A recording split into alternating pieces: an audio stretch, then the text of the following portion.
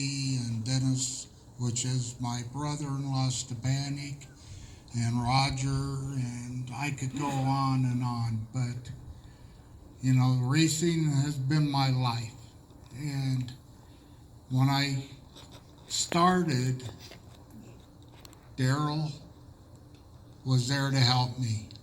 I really didn't know much. I didn't have any help. I had just got married to my wife Vicki, and Darrell said, if you can get a roll cage and stuff in a car, you come down. I've got a car with a motor in it. I'd be more than happy to help you out with that. So we went down. The car was sitting there. It was gutted except for the motor and tranny and stuff. He handed Vicky a bucket and said, you sit on this and he can tow this car home. That's how I got it home. Got the motor out on an old tree and we got it together. Darrell was the first one there to tell me what to do, and 52 years of friendship, 52 years, of knowing most of the family. Recently I got related to Darrell because my 5-year-old grandson married his 5-year-old granddaughter, Hayden. So they're together out there somewhere, just happy as can be. Cutest little kids in the world. But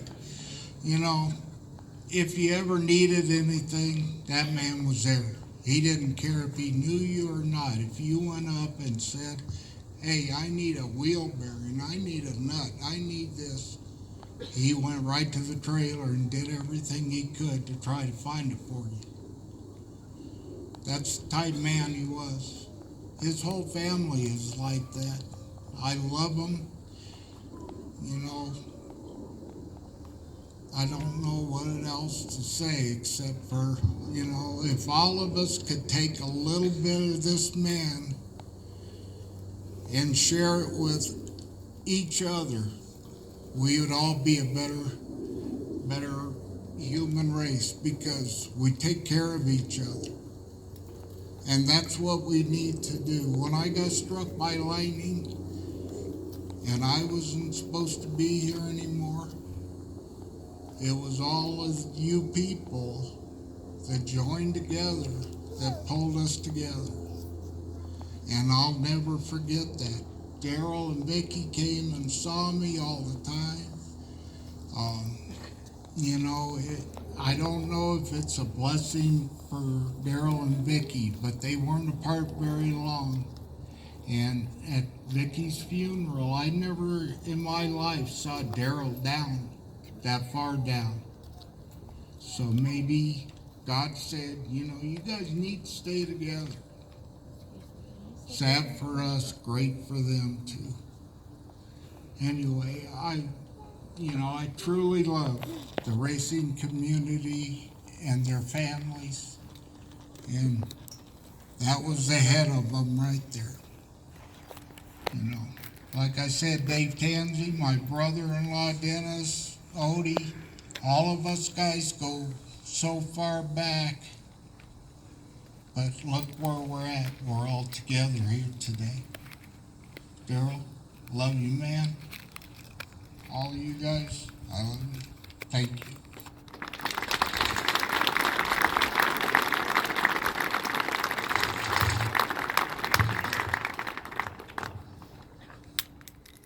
Richard, thank you so much. It was actually 9 years yesterday to the day that the lightning strike happened. We've got one more to go, and this is where the schedule may go completely out the window. Johnny, please, where are you?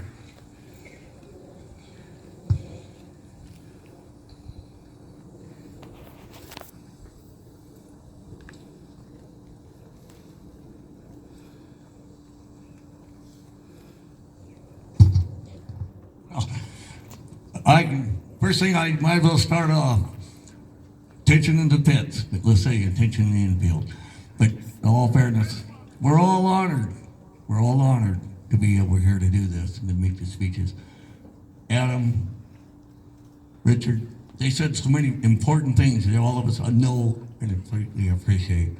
For me, let's go to the humor side of it a little bit, because I knew Darrell for almost as many years as anybody else, because I started watching him down in Englewood. Excuse my teeth, but they're there now. But anyways, going back to this deal, meeting Darrell, he run what a lot of people call junkyards back then. They're not junkyards, they're recycle yards in today's world. But Darrell was always there, like they've all said. I'll repeat a couple things, but I don't want to. But Odie worked for him.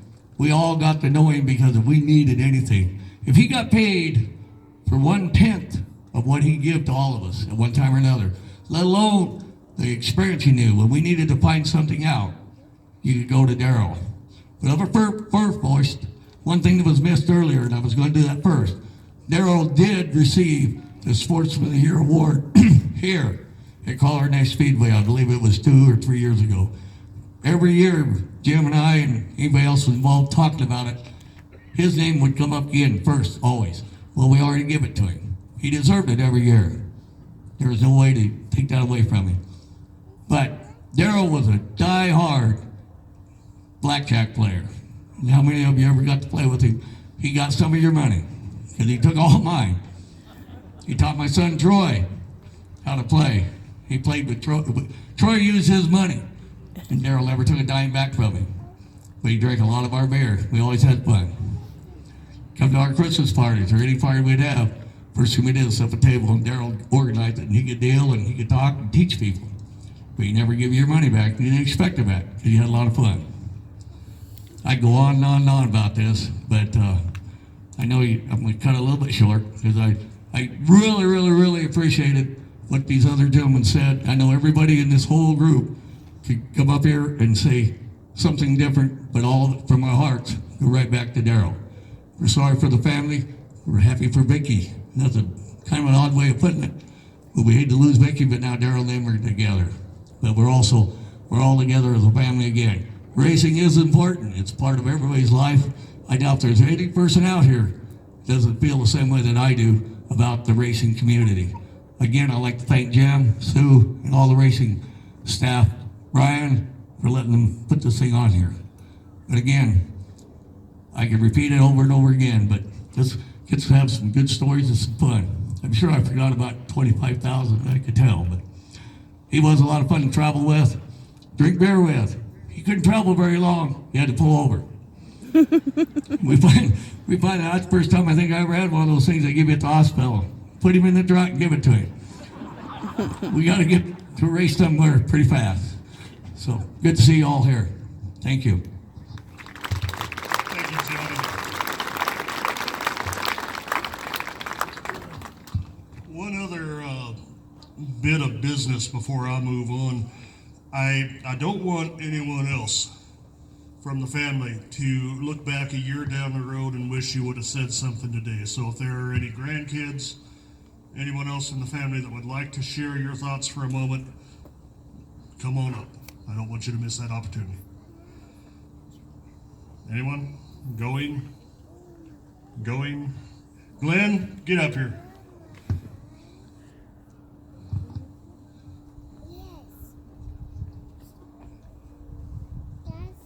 Everybody, thank you very much for being here. I know Darrell's touched every single one of us, and this is really great to have everybody out here. We wanted to share it with everybody because everybody was Darrell's family.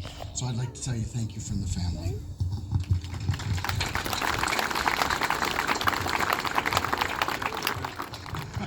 You have to cut me some slack here. I'm not very good at this stuff.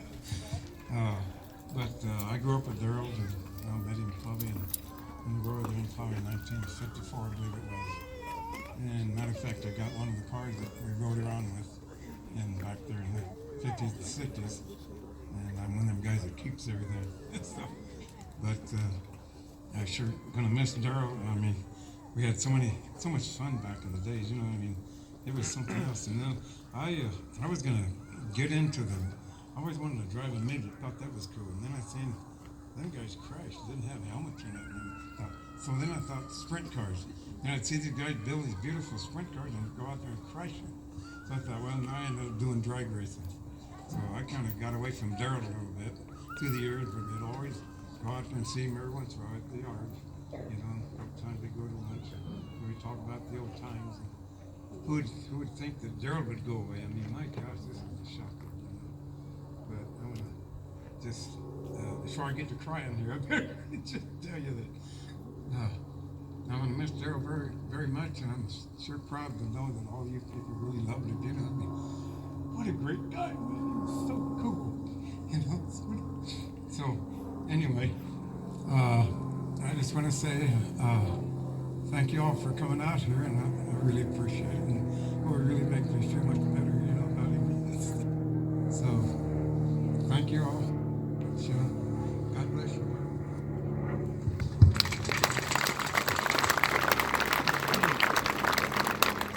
Johnny has one more word. Imagine that.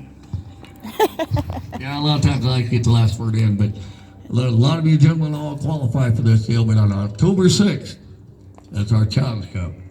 Darrell really put it in perspective for us. We're having a 70s or older autograph deal here for the opening ceremony. So if you've raced at this racetrack, dirt, asphalt, whatnot, we'd like to have anybody that's 70 or older that wants to come up and participate. Bring a picture, bring a trophy, do something, because we have our Halloween candy deal that night and everything else. But if you are 70, or you want to fake it a little bit, but we'd like to, most of them know it, because I know most of all your ages. You're all younger than me. But anyways, we'd like to just make sure you all knew it. I just put a plug in here, but I wanted to make sure it was okay with you. But y'all have a good night. Or let's enjoy the rest of the day if we can. Johnny, thank you again. Also, I want to reiterate, Jim and Sue, Brian, thank you guys so much for opening up the track for the community here. Odie, I'm going to give you one more chance.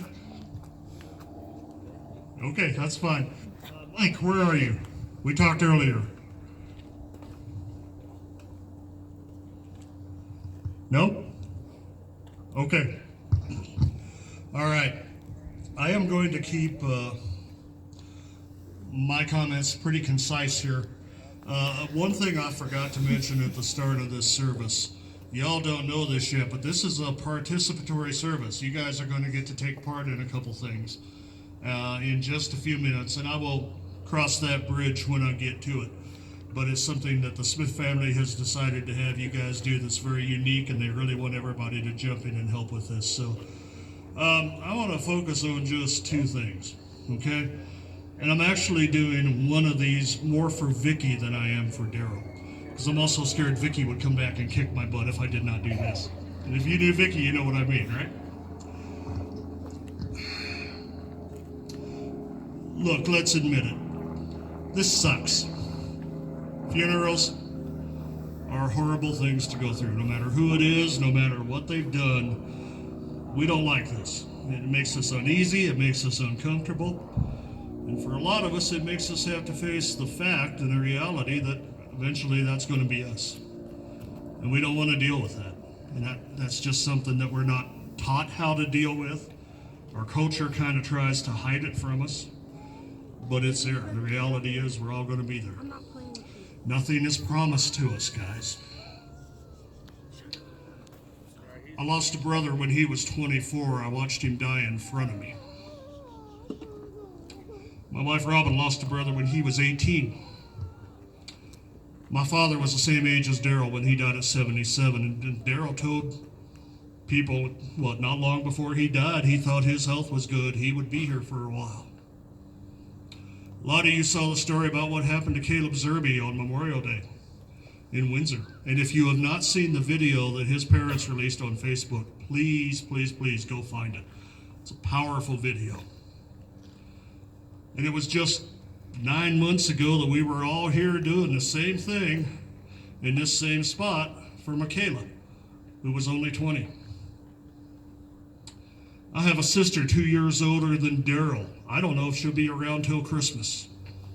Nothing is promised to us, guys.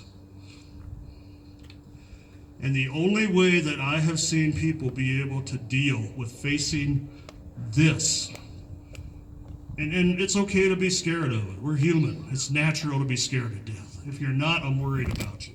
Okay? But the only way I found people able to square up and face that fear head on are the people that have a hope that is based on their faith. My mama died 18 years ago. And she died of complications of adult onset diabetes that for the last 10 years of her life destroyed her life. Her quality of life was not there. And she knew months in advance that she was going to pass away at the age of 81. And Robin and I watched her over, the last 6 months or so of her life? We watched that hope that came from her faith transform her and literally prepare her to be able to die. The last several weeks that she was alive, that's all she could talk about. Wouldn't it be better if I went to see Jesus? I can't wait to go to heaven and be with Jesus. I can't wait to see God. I had the opportunity to be with her when she took her final breath, and I have that hope as well.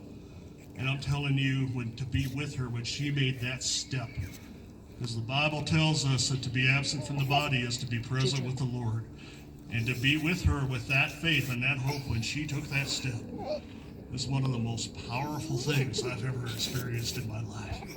And it took everything that I had always believed in my faith, and it gave it a validation stamp. Okay. Well, Robin and I had a chance to go visit Vicky, 2 days before she died? And Vicky's body was failing her, but her mind was sharp, her mind was active. And I had a chance to share that story about my mama with Vicky. And you could see she latched onto it, because those of you that knew her also knew she had that same hope. She had that same anticipation. And in talking with Vicky about that, I told her how excited I was at what was going to happen to her. And she was ready to go, and she was hopeful to go and could not wait. And I'll tell you who was in the room listening to that whole conversation. It was Darrell. Okay? Mom, let her go. You cannot be around somebody with that kind of hope and not be affected by it. Now, Darrell didn't go to church. We all know that. Darrell would rather sit down and have a beer with you and go work on a race car than he would do just about anything else, except play blackjack, right, Johnny? This was his church, right here. Y'all were his fellow church members, and Darrell was a king in this community. But I think Darrell had that hope. I think he had that based upon a couple conversations I had with him, some things that